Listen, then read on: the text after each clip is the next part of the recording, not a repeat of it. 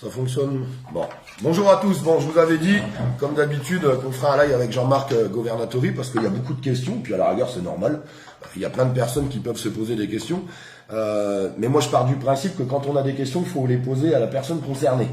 Je pense que c'est mieux parce que quand on demande à Pierre, Paul ou Jacques ou l'oncle de la tante de la grand-mère qu'a dit, à la fin, ça donne vraiment un pot pourri souvent. Il faut faire attention à ça. Comment ça va, Jean-Marc? Impeccable, impeccable. Je suis très heureux d'être avec toi et très heureux de constater que partout en France, les réseaux citoyens et des réseaux écologistes s'associent pour créer cette grande force politique dont notre pays a besoin. Tout à fait. D'ailleurs, moi, je suis vraiment impressionné parce que je pensais qu'il y aurait beaucoup plus de réticents. Et tous les déplacements qu'on est en train de faire, on voit que maintenant, les gens attendaient quelque chose. Ils attendaient vraiment une conception, une union des choses et c'est en train de se passer. Beaucoup de questions. Alors, juste une première qui va intéresser tout le monde. Qui est Jean-Marc Governatori? C'est quoi ton parcours? Parce que c'est pareil, même quand on va sur Internet aujourd'hui, à travers les médias, il y a même des fois les médias qui déforment certaines choses, enfin qui sont amenés un petit peu là où ils veulent l'amener. Quel est ton parcours politique? Parce que tu as un parcours politique aujourd'hui. Ben, je suis quelqu'un de conscience. Hein. Ma conscience a été construite par un parcours associatif très large. J'étais président de la fédération Agisson, à vocation humanitaire et écologiste. Délégué de SOS Sahel, délégué de SOS Suicide, j'ai beaucoup fait dans l'associatif et j'ai constaté les limites de l'associatif. J'ai aussi une conscience qui s'est construite sur un parcours entrepreneurial. J'ai été nommé 2 fois meilleur gestionnaire de France. J'ai reçu le trophée de l'emploi par le ministre des PME. J'ai créé 500 emplois dans le Sud-Est. Et ça aussi, ça m'a fait prendre conscience des réalités et des limites des politiques nationaux et des politiques locaux qui ne sont pas forcément malhonnêtes, mais qui sont très souvent à côté de la plaque. Donc je me suis dit qu'il fallait construire une nouvelle force politique, ce que j'ai entamé en 2004, à travers un mouvement qui s'appelait à l'époque la France d'en bas, qui était centriste, écologiste et citoyen. J'ai toujours été dans cette cohérence. Je précise que je ne me suis jamais présenté à une élection en tant que divers droite ou divers gauche, parce que j'ai toujours été citoyen, centriste, écologiste. Et donc aujourd'hui, je suis président des élus écologistes niçois, en opposition à M. Estrosi, et par ailleurs président bénévole de l'Office régional environnemental, avec des axes de travail très précis. Mais comme vous tous, comme vous toutes, je constate les impasses dans lesquelles nous allons, en termes économiques, financiers, sociaux, sanitaires. Et donc il faut bien une alternative. Et aujourd'hui, l'alternative n'existe pas. Et donc on construit avec Jérémy Clément, avec Olive Olive, moi-même et des dizaines d'autres personnes réparties sur tout le territoire, une force politique qui sera la première de France dans les mois qui viennent. C'est super important ce que tu viens de dire, parce que moi j'ai vu beaucoup de choses passer où des personnes essayaient d'exprimer que tu étais le soutien justement de M. Estrosi, ou même le soutien de Marine Le Pen, j'ai pu voir. C'est super important d'avoir annoncé ce que tu viens de dire, parce qu'aujourd'hui c'est quand même une opposition. Tu es à la mairie de Nice, mais en opposition quand même là-bas. Ah ben c'est totalement officiel. Et il est vrai que sur les réseaux sociaux, il y a des gens qui sont payés par le système pour raconter des conneries, ou alors qui sont dans l'ignorance. Donc je pense qu'on a tous des progrès à faire, moi y compris. Donc quand on ne connaît pas un sujet, on n'affirme pas, on pose la question. Donc il est très clairement officiel qu'au municipal de 2020, j'étais contre la liste de M. Estrosi. Il est totalement officiel qu'aujourd'hui, je suis le président des élus écologistes niçois qui sont en opposition à M. Estrosi. Et que par rapport à l'extrême droite, j'ai fait gagner M. Muselier parce qu'en face, il y avait M. Mariani, qui a une particularité unique en France. M. Mariani représentait le RN. C'est le seul homme politique français qui est ami avec Bachar al-Assad, qui est ami avec Poutine et qui est ami avec Le Pen. Donc ce trio me gênait un petit peu. Donc effectivement, j'ai fait gagner Muselier parce qu'en face, il y avait l'extrême droite. Et parce qu'il a consenti à des avantages programmatiques dont vont bénéficier les 5 millions d'habitants de PACA. Et en 2015, quand on me dit que j'ai soutenu Estrosi, je rappelle que toutes les listes ont soutenu Estrosi. Et pourquoi toutes les listes de gauche ou pas de gauche ont soutenu Estrosi? Parce qu'en face, il y avait Le Pen. Voilà. Maintenant, je respecte tout à fait ceux qui votent pour Le Pen, il n'y a pas de souci. On est en démocratie, chacun peut avoir ses idées. Mais moi, je pense que Mme Le Pen est dangereuse. Mais c'est vrai qu'aujourd'hui, on a trouvé quelqu'un d'encore plus dangereux qui est M. Zemmour. C'est vrai.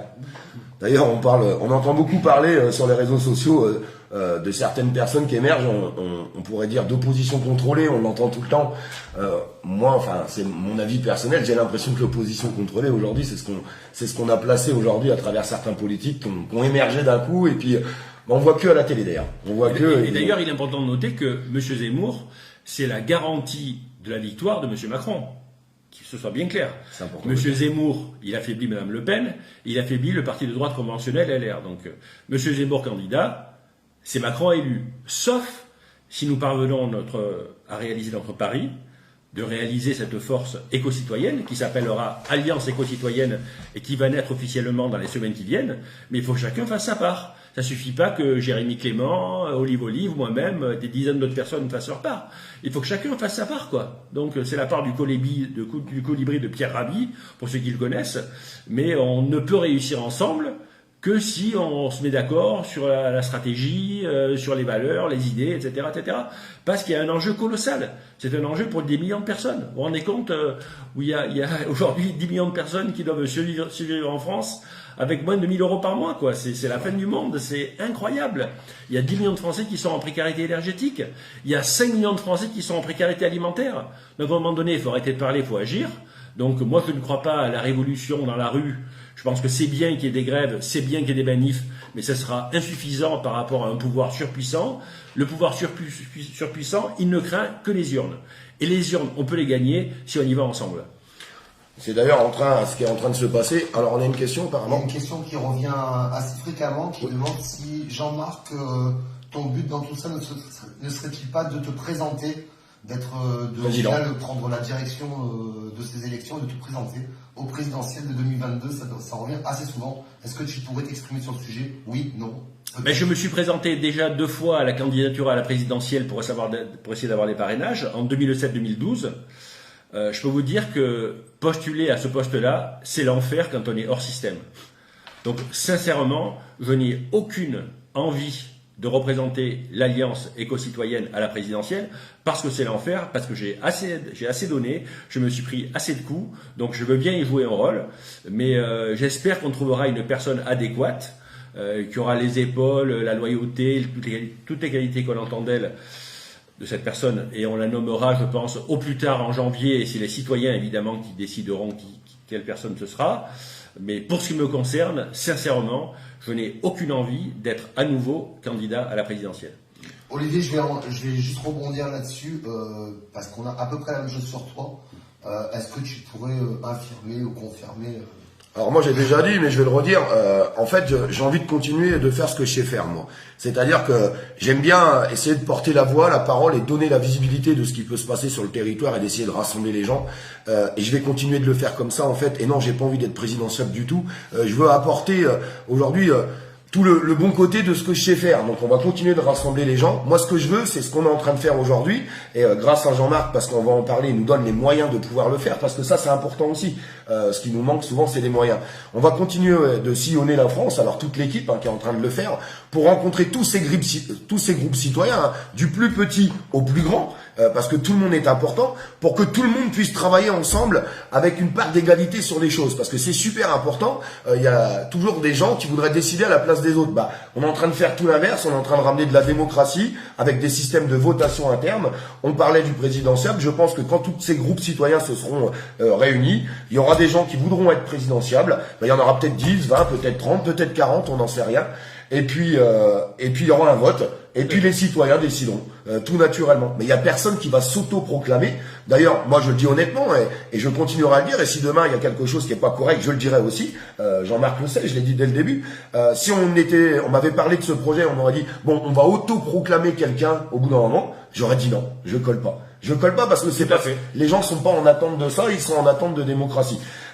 Au sujet des financements, parce que ça c'est important de le dire aussi, il y avait cet article qui est sorti dans Nice Matin, Jean-Marc Governatori finance le Tour de France d'Olive. Oui, Jean-Marc paye les déplacements, il paye nos déplacements, donc quand il y a une location de voiture, un billet de train, ou même quand il faut qu'on dorme une nuit à l'hôtel, oui, Jean-Marc finance tout ça pour qu'on puisse se déplacer, pour qu'on puisse continuer de réunir tout le monde. D'ailleurs, je le dis officiellement encore sur ce live, c'est pour ça qu'il y a 3 semaines, j'ai supprimé mon compte PayPal personnel. Pourquoi je l'ai supprimé? Alors, je remercie toutes les personnes qui ont pu m'aider avant pour faire ces déplacements, parce que c'était les citoyens qui participaient à ça. Mais il était hors de question que Jean-Marc finance mes déplacements de train, de voiture ou d'hôtel, et qu'en même temps, je demande de l'argent aux citoyens à travers un compte PayPal.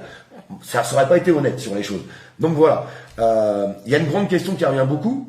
Pourquoi tu mets autant d'argent? Parce que Moi, je me mets à la place de tous les gens qui sont derrière l'écran. Ils disent, mais attends, je comprends pas. Le monsieur, il a un petit peu de finance. Hein. Bon, il est pas milliardaire non plus, hein, mais il a un petit peu de finance et il finance un petit peu les choses pour qu'on puisse se regrouper parce que forcément, ça coûte de l'argent. Pourquoi tu y mets de ta fortune personnelle alors que tu viens d'annoncer que ton intérêt n'était pas d'être présidentiel? Parce que les gens vont se poser la question, vont dire, c'est pas possible, je connais personne qui va être capable de mettre la main à la poche, comme ça, alors qu'il veut pas être tout en haut. Ben, il se trouve que je suis papa.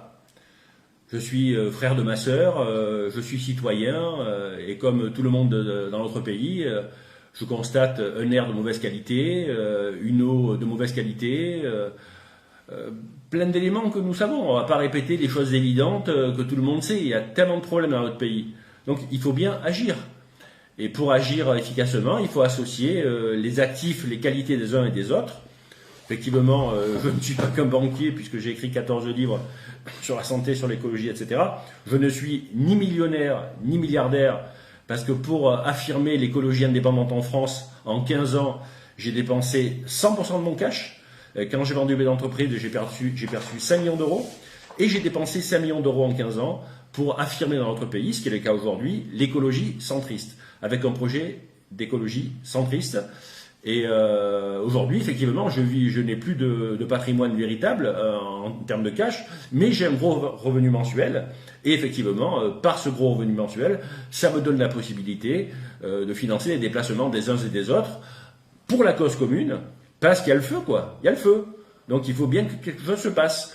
Si en 2022, on repart avec le même Macron qu'avant, et si en 2022, on repart avec les mêmes députés qu'avant, on est cuit. Et c'est une souffrance pour moi, pour mes enfants, pour les personnes que j'aime. Donc moi je crois à l'action politique. Je comprends très bien qu'on puisse aussi agir par l'associatif, par la prière, par la méditation, par l'entreprise, par l'art, par le sport. Il y a plein de moyens d'améliorer la société, bien sûr. Mais moi j'ai choisi l'action politique et je suis heureux qu'une personnalité aussi extraordinaire qu'Olive Olive s'y implique, Jérémy Clément et tous les autres s'y impliquent. Parce qu'on est vraiment une belle équipe, vraiment complémentaire. On n'est pas d'accord sur tout, hein. On n'est pas le Parti communiste chinois, on a des différences. Mais on a des éléments qui nous rassemblent, une conscience de la problématique. Et donc voilà, donc à un moment donné, il faut se dire la vérité, quoi. Donc soit on râle dans sa cuisine, soit on se satisfait de dire ils sont tous méchants, soit on agit de façon concrète. Et pour moi, l'action concrète, c'est de construire la première force politique de notre pays. Et c'est possible avec les écologistes, avec les régionalistes et avec les citoyens. Et je vais même aller un peu plus loin que tout ça. Je pense qu'on peut créer la plus grosse force d'opposition citoyenne en fait aujourd'hui en France. Quelque chose qui n'a jamais existé dans notre pays parce qu'on avait un problème de rassemblement. Tout le monde est en train de s'unir et de se rassembler. Et si on arrive à créer, d'abord c'est même pas si, on va arriver à créer parce que c'est déjà en route dans ce sens-là, à réunir tout le monde parce que tu le disais tout à l'heure, c'est important de manifester, c'est important de militer, c'est important d'être présent sur le terrain. Mais aujourd'hui il faut qu'on aille plus loin puisqu'on peut constater quand même aujourd'hui qui regardent pas, on a l'impression qu'il se passe rien, ils n'écoutent pas du tout la parole des Français. Donc je pense qu'aujourd'hui c'est aux Français de reprendre la parole et de reprendre un petit peu le pouvoir aux choses. Et en créant cette alliance éco-citoyenne, cette grosse force aujourd'hui politique citoyenne, je le dis, parce que moi j'ai pas de honte à dire qu'aujourd'hui je suis devenu contre la politique politicienne. Je suis désolé de dire ça. Pour moi une politique politicienne, c'est une politique qui n'est pas à l'écoute du peuple. Et je voudrais qu'on arrive à réintégrer tout ça. Et d'ailleurs dans tout le dispositif et dans toutes les annonces qui seront faites dans les jours à venir, parce qu'il y a beaucoup de choses qui vont sortir, que ça soit le site internet ou des conférences officielles qui vont être faites, avec beaucoup d'informations. Bien entendu qu'on peut pas donner là, il faut jamais donner les armes trop tôt à son adversaire, sinon ça serait trop facile. Mais je comprends qu'il y ait quand même beaucoup de questions, même si on avance sur les choses. Mais moi je serais vraiment fier que tous les Français reprennent leur destin en main en créant cette plus grosse force politique citoyenne aujourd'hui. Et je dis bien politique citoyenne à l'écoute du peuple. Et c'est pour ça que j'y mets beaucoup d'entrain et que je le fais encore une fois avec mon cœur et avec mon ventre, parce que j'ai envie qu'on y arrive. Il y a tellement de problèmes. Et moi quand je regarde ce qui se passe aujourd'hui à la télé, je suis démuni parce que je me dis, regardons, alors Macron, Zemmour, Le Pen, Mélenchon, machin, bidule, mais qu'est-ce qui va changer avec ces gens-là? Toujours les mêmes. Voilà, toujours les mêmes et on recommence, toujours des belles promesses et on recommence. Maintenant, il est important pour ceux qui nous regardent de bien connaître le sujet, il n'y a pas que des élus pourris, il y a des élus intéressants. Il faut arrêter de mettre tout le monde dans le même sac. Et d'ailleurs, dans l'Alliance éco-citoyenne, il y aura des élus. Et d'ores et déjà, il y a des élus de grande qualité qui nous soutiennent. Salima Yembou, qui est députée européenne, Ghislain Wiesolowski, qui est conseiller régional, Patrice Mirand, qui est conseiller municipal. Il y a des dizaines d'élus déjà avec nous. Et des maires. Voilà, et des maires aussi, bien sûr. Hein. Il y a le collectif des maires résistants que nous avons rencontré avec Olive Olive, avec Fabrice Marchand. Qui font un énorme boulot d'ailleurs. Exactement, qui font un énorme boulot. Tu as tout à fait raison de le rappeler et de le préciser. Sincèrement, on a une équipe extraordinaire. Une équipe extraordinaire. Maintenant, il faut que chacun prenne ses responsabilités, fasse sa part, agisse autant qu'il le peut sur son territoire. Il faut qu'on maille totalement le territoire. Il faut qu'on soit présent dans chaque département, dans chaque circonscription, dans chaque canton et dans chaque commune. C'est super important. On a des questions peut-être, Stéphane? Non, pour l'instant, beaucoup de soutien. Bon, tant mieux. Tant mieux. Alors, moi, je tiens à insister, n'hésitez pas à continuer d'envoyer des mails. D'ailleurs, s'il y a des questions, dites-leur qu'ils peuvent les poser. Ouais, si vous avez des questions, posez-les. Stéphane, il va nous les relever. Toutes les personnes qui voudraient qu'on se déplace, qu'on puisse aller les rencontrer, tous ces collectifs ou même des représentations citoyennes ou des mouvements citoyens. On était encore en Haute-Savoie. On a pu faire 2 manifestations justement contre le pass sanitaire et on a rencontré beaucoup de personnes. On a pu dialoguer. Mais toutes les personnes qui voudraient qu'on se déplace, on vous remettra l'adresse mail d'ailleurs après dans le message, qui n'hésite pas à envoyer un petit mail et pour qu'on puisse se déplacer, je pense que c'est super important. Je sais pas si tu voulais finir sur autre chose. Préciser aussi que les partis conventionnels qui profitent tellement du pouvoir, tellement des finances qui y sont liées, sont surpuissants et très organisés. Donc, malgré toute la bonne volonté que nous avons dans notre équipe, etc., si vous ne faites pas votre part, si vous ne nous aidez pas à mailler totalement le territoire, on est déjà présent aujourd'hui. Aujourd'hui, avec un mois, on s'est aperçu qu'on était présent avec plusieurs comités dans chaque département français. Mais moi, je dis qu'on peut mieux faire. On est quand même des millions à en avoir ras-le-bol de ce pouvoir et de ce système. Donc, il faudrait vraiment qu'au moins une partie de ces millions s'emparent de notre alliance éco-citoyenne et s'emparent de leur territoire. Pour nous, c'est très important de localiser l'action. Localiser l'action. Et localiser l'action, ça veut dire que des femmes et des hommes, sur leur territoire là où ils habitent, ils parlent de nous, ils nous aident à améliorer notre tract national, qui diffusent nos idées, qui relaient nos communiqués de presse. C'est vraiment important, quoi. On a une chance exceptionnelle là. L'addition de ce que nous représentons est une force politique extraordinaire, vraiment extraordinaire. Et on gagne en 2022, si vous faites votre part aussi. Oui, c'est vraiment le combat de chacun. Je vais te poser une question, tu répondras comme tu peux y répondre, parce que je sais qu'on ne peut pas forcément tout dire ou pas tout dans les détails.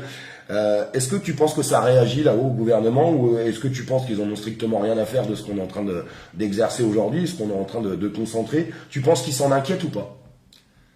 Je peux vous dire que de façon certaine que le sommet du pouvoir dans notre pays s'inquiète de cette initiative pour une raison très simple. Ils connaissent notre potentiel. Et le second élément, c'est qu'on n'est pas achetable, on n'est pas maîtrisable. On ne va pas dire on abandonne pour un poste de ministre, un poste de député ou pour de l'argent. Nous, ce qu'on veut, c'est vraiment réussir une alliance éco-citoyenne qui devienne la première force politique française en 2022. Donc il est clair que le système, il a un vrai problème avec ça. Si vous faites votre part, je suis sûr qu'on y arrive, et j'ai vraiment de l'expérience, je sais de quoi je parle, regardez mon CV, hein. Et maintenant, à nous d'être concrets, de quitter la parole pour rejoindre l'action quotidienne sur nos territoires. Sur le programme, qu'est-ce que... Voilà. Alors, même si tu ne vas pas pouvoir nous donner le programme maintenant, là, tout de suite, de cette manière, mais est-ce que tu peux nous donner quelques lignes? D'une part, le programme, il est co-construit depuis des mois avec les citoyens, que ce soit bien clair, quoi. Donc, on a une première base... sur notre tract national qu'on peut vous envoyer. Le site va sortir dans 2 ou 3 semaines et dessus, ce sera un peu plus étoffé. Mais par exemple, parmi nos particularités, parce que nous sommes réellement démocrates, notre tract national, il est à évolution permanente. Donc, et il sera toujours à évolution permanente. Donc, on l'a créé il y a quelques semaines. Il évolue plusieurs fois par semaine. Et par exemple, donc, on plaide pour sortir du présidentialisme. Nous pensons que la monarchie sur 67 millions d'habitants, c'est un désastre. Comment un homme seul peut-il décider pour 67 millions de personnes? Même aurait-il de la bonne volonté, il n'aura ni l'intelligence suffisante, ni le temps nécessaire pour prendre les bonnes décisions. Donc nous plaidons par exemple pour un régime primo-ministériel, ça veut dire un Premier ministre qui décide, mais qui est responsable devant les députés. Donc à tout moment, il peut être révocable. On a mis d'ailleurs, sur la demande d'Olive et d'autres, le principe de révocabilité. Moi, si je fais venir le plombier chez moi et que 2 fois il répare mal la fuite, ben je change de plombier, quoi. Eh ben en politique, c'est pas comme ça pour l'instant. L'élu peut faire connerie sur connerie, éventuellement être malhonnête, il est toujours en place. Donc le principe de révocabilité cher à Olive, à Jérémy Clément et à d'autres. Ça me tenait à cœur, et moi je voulais vraiment que ça soit mis en place dedans. Tout à fait. Et ça a été fait, comme le référendum pour certaines décisions importantes que les Français pourraient prendre et où ils auraient leur mot à dire dedans. Moi je tiens à m'adresser à tout le monde parce que j'aime bien cette question parce que c'est toujours la même. Quel est le programme? En fait, le programme il est simple. Pourquoi il est simple? En fait, tout le monde le connaît déjà, le programme. Parce qu'on a réuni le travail de tous les collectifs citoyens partout en France. Et tous ces collectifs citoyens, en fait, dans leur programme, c'est pas compliqué, ils avaient fait ressortir tous les problèmes des Français au quotidien. Et Alliance éco-citoyenne, qu'est-ce qu'ils sont en train de faire? Ils ont réuni tous les programmes de toutes les alliances, ils ont pris tout le meilleur, tout ce qui était à traiter très rapidement, et ils l'ont mis en tête de liste. C'est pour ça que c'est super intéressant, parce que c'est pas un programme qui est décidé par 1 ou 2 ou 10 personnes, c'est un programme citoyen, ou d'ailleurs, comme tu l'as dit, qui va pouvoir évoluer, et tous les gens qui vont rentrer dans cette organisation éco-citoyenne auront leur mot à dire. Et puis quand il y aura des idées intéressantes, on pourra les rentrer dedans. En fait, c'est ça la vraie politique citoyenne. La politique citoyenne, c'est d'être à l'écoute du peuple. Et moi, je pense que c'est ça qui est super important et c'est comme ça qu'on arrivera à avancer sur les choses. Bien sûr. Par exemple, en tant que politique sanitaire, soit tu décides d'obliger tout le monde à se vacciner, soit tu fais de l'éducation à la santé. Si tu fais de l'éducation à la santé, les gens ils auront un meilleur système immunitaire et ils seront beaucoup moins sensibles à ce virus ou à d'autres. Il faut savoir que tous les scientifiques expliquent que dans les années qui viennent, nous rencontrerons d'autres virus et des virus plus virulents que le coronavirus. Donc la priorité, c'est de renforcer son système immunitaire. Et c'est quoi l'éducation à la santé? C'est effectivement avoir un meilleur bol alimentaire, de meilleure qualité, c'est fumer moins, c'est moins d'alcool, c'est faire une activité physique quotidienne, c'est voter pour des personnes qui créent une société avec moins de pollution. Vous savez que dans les endroits pollués, il y a plus de malades, c'est simple. Donc l'éducation à la santé, c'est capital. Et c'est pour ça qu'on croit beaucoup au principe de co-responsabilité. Donc il est important qu'on sache se prendre en main à travers une meilleure consommation, à travers un vote réfléchi, à travers une vraie éducation de nos enfants. Il faut se dire la vérité. Combien il y a de parents qu'on connaît ou soi-même qui confions l'éducation de nos enfants à des écrans, où des enfants passent des heures et des heures sur des écrans pour être informés avec des jeux vidéo par les conneries qu'on nous raconte à la télévision. Il y a une petite question de Corinne Demoulin, une affirmation en même temps. Ça n'a pas marché pour les départementales, les régionales. Qu'est-ce qui nous fait croire que les citoyens vont vous suivre cette fois? C'est une très très bonne question. Très bonne question. Donc avec Olive, on a étudié le pourquoi des échecs des mouvements citoyens et on a relevé 4 causes. Et d'ailleurs, les mouvements citoyens ont échoué à ces élections et la personne a raison. Mais d'une part à cause de l'émiettement, plein de mouvements citoyens.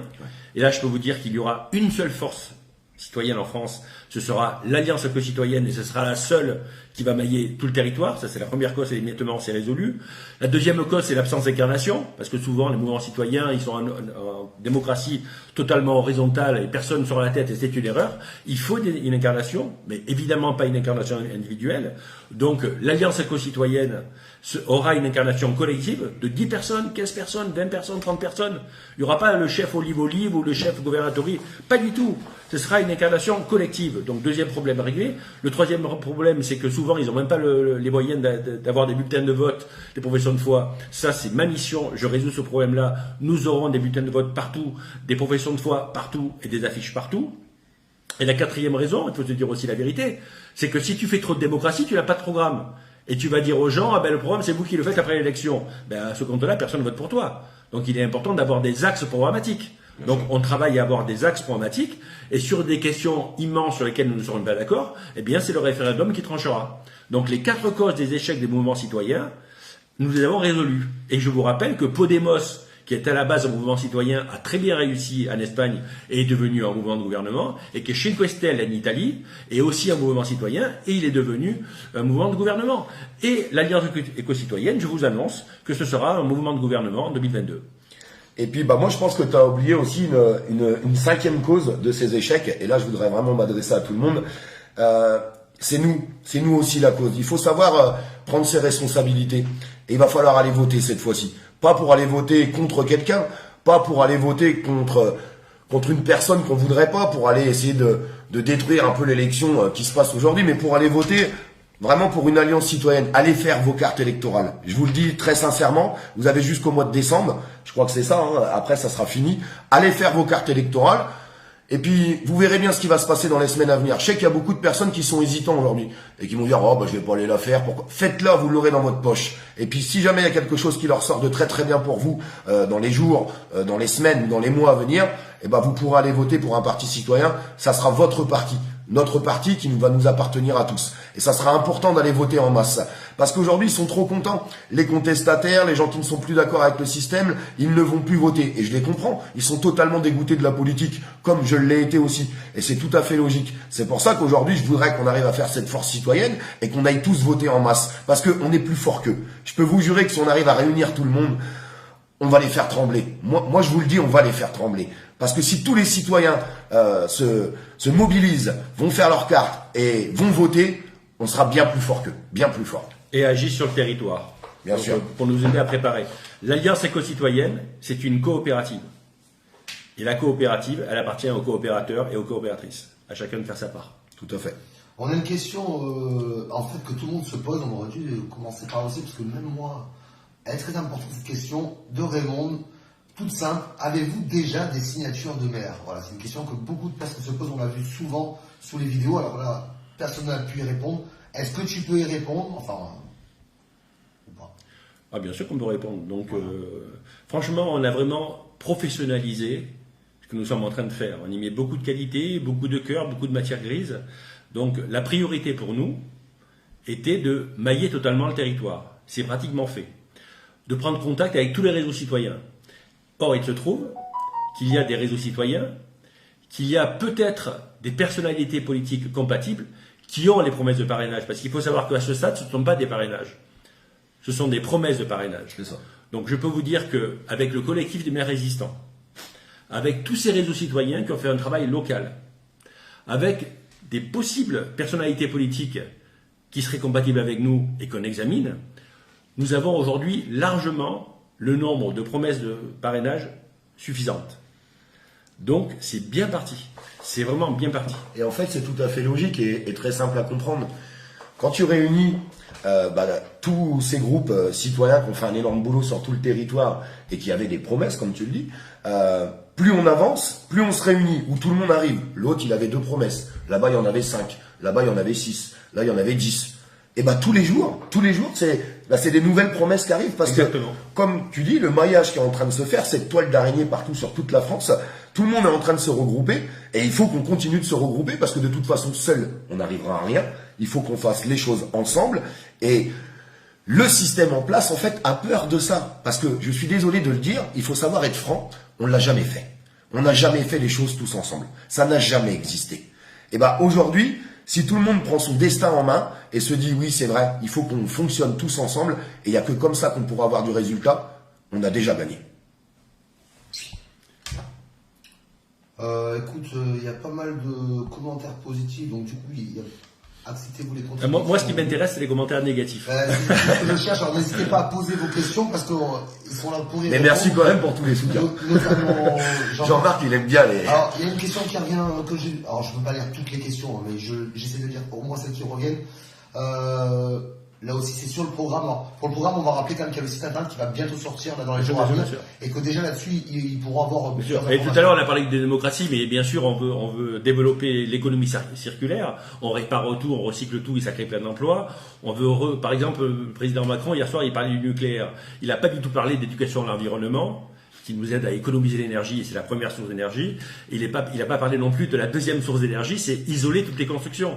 Quand vous isolez toutes les constructions, non seulement vous donnez des emplois locaux, mais en plus vous économisez beaucoup d'énergie. Donc là, on est prêt aussi. Tout à l'heure, j'ai parlé d'éducation à la santé. On est aussi très sensible à la protection animale. Sincèrement, ceux qui se préparent, grâce à tous les citoyens qui nous ont apporté leurs idées, c'est un projet de société extraordinaire, mais qui va évoluer, qui va continuer à évoluer avec les réalités et avec vos remarques. Et puis sur le site, il y aura vraiment tout le détail. Puis il y a des choses qui sont en train de s'affiner, mais qui sortiront dans les jours et dans les semaines à venir par rapport à tout ça. Je pense. J'ai quand même une question qui revient beaucoup sur l'Union européenne. Alors, ça, je vais laisser Jean-Marc répondre, parce que pour l'instant, moi, je suis pas d'accord. Enfin, on n'est pas tous tout à fait d'accord là-dessus. Je suis d'accord là-dessus, donc je la pose quand même parce que donc, non, c'est important. Il y a plusieurs likes. Tout à fait. Donc, je connais bien les réseaux citoyens, comme Olive connaît très bien les réseaux citoyens, Jérémy Clément est tout le membre de notre équipe. Donc, dans les réseaux citoyens, il y a une partie qui veut sortir de l'Union européenne. Ce que j'entends. Pour ce qui me concerne, je pense que ce serait une erreur, parce que c'est vrai que l'écologiste, il sait que l'air et l'eau n'ont pas de frontières, et que l'union est meilleure que la désunion. Mais évidemment que, même moi, je ne veux pas de cette Union européenne qui emmène des lobbies et qui n'est pas en fait démocrate, puisque le Parlement a peu de pouvoir. Mais ce que vous reprochez à l'Union européenne, on peut tout à fait le reprocher aussi à la France. Donc, et puis vous constaterez que les USA et le Japon, qui ne sont pas soumis à Bruxelles et qui ne sont pas soumis à l'euro et qui ne sont pas soumis à l'Union européenne, ont les mêmes problèmes que nous. Parce que quelles sont les causes des malheurs humains? Les causes des malheurs humains, c'est le productivisme, le consumérisme, la technologie à outrance, l'irresponsabilité généralisée et puis la monarchie, l'absence de démocratie. Donc, je veux bien que ce soit un sujet de débat, et j'ai pas de souci avec ça, quoi. Mais quand vous analysez les causes de nos malheurs, et c'est bien ça qui nous intéresse, on veut être heureux.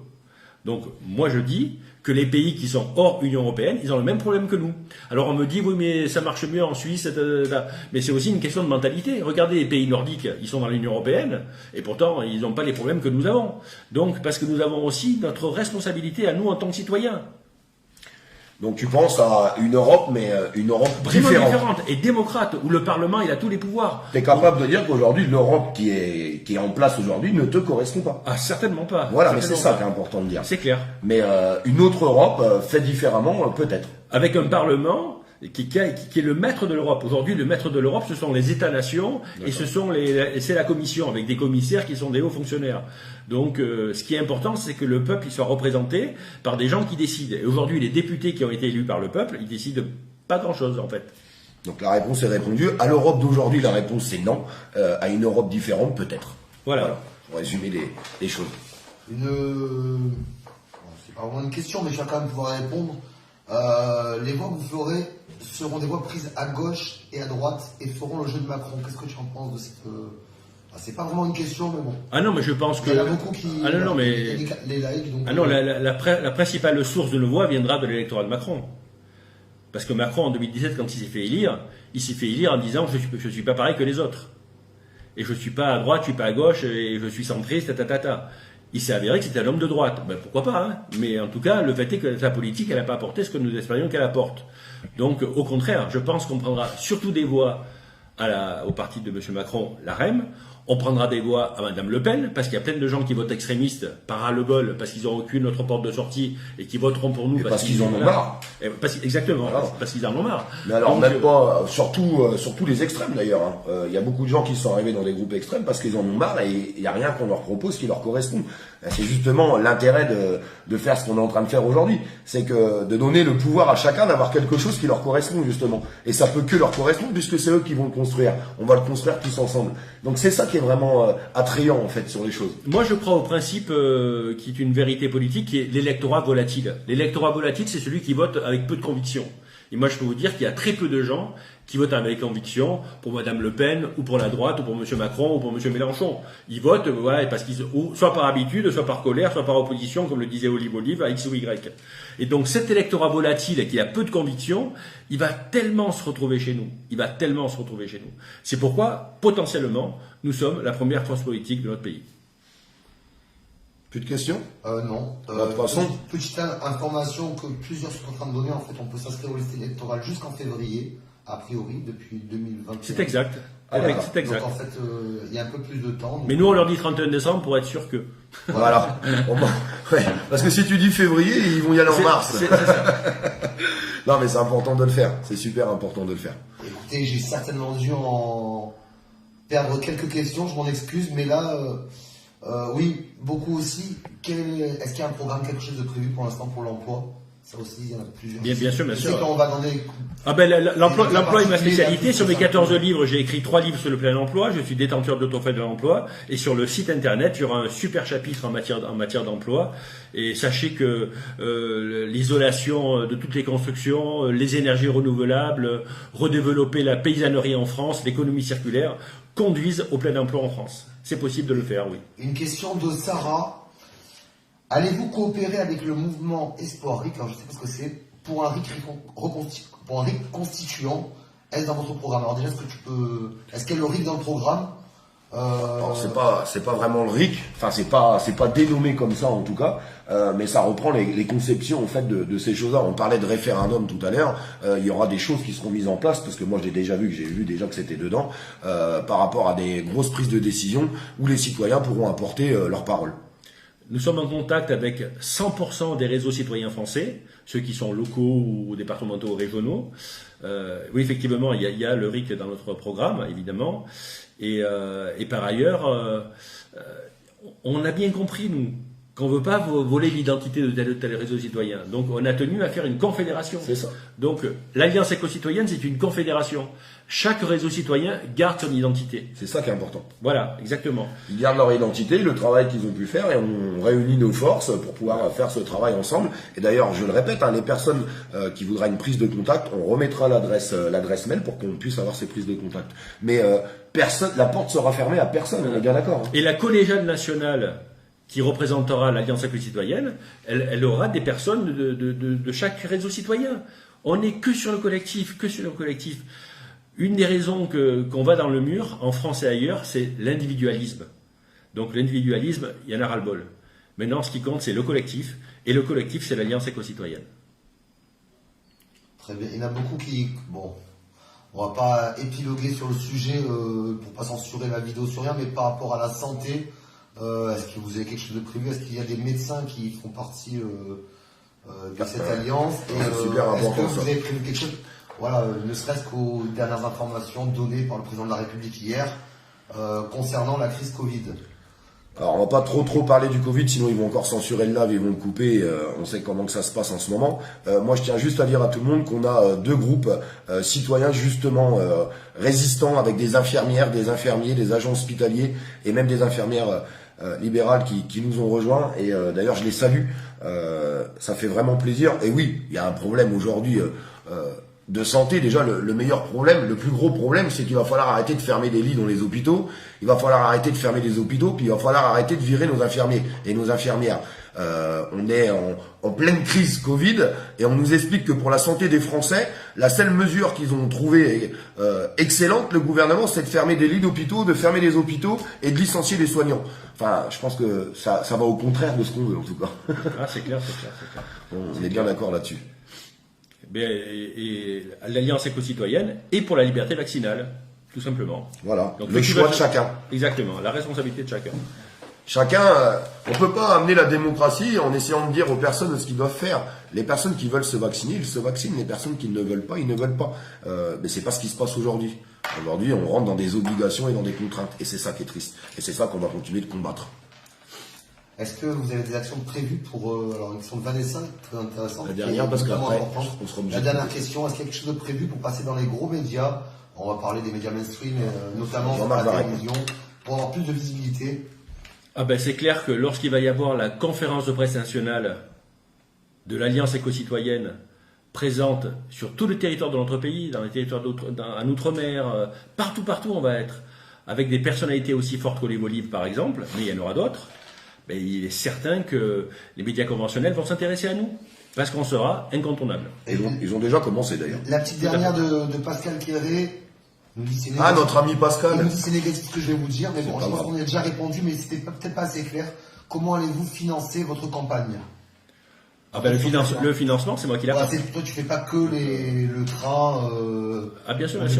Voilà, en fait, tu finances cette campagne. Bien sûr. Et ensuite, le financement ne coûte pas aussi cher que ce qu'on croit. Hein. Quand vous entendez les chiffres de Sarkozy et compagnie, c'est n'importe quoi.